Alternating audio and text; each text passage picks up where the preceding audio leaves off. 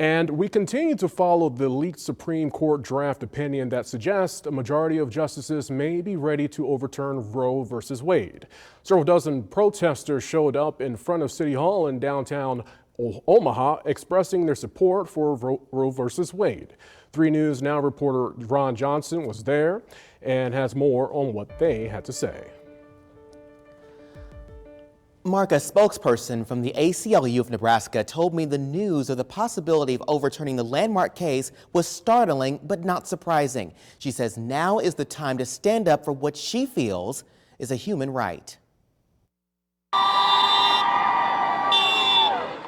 With support from those passing by, a large group of protesters came together to voice their support for a woman's right to choose to have an abortion. We don't get to decide these things for women, and we shouldn't do that, so I'm just here to support them, and to see all these people out here fighting for our rights is really wonderful. What started off as about a dozen people quickly grew as word spread.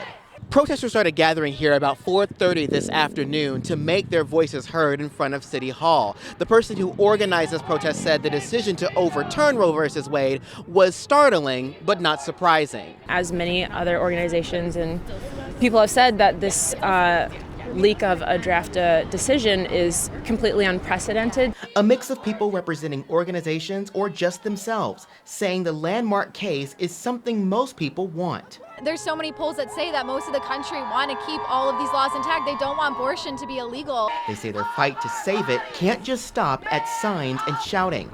It has to go to the polls. Voting for the people that support pro-choice people, voting for people that want to keep Roe v. Wade intact.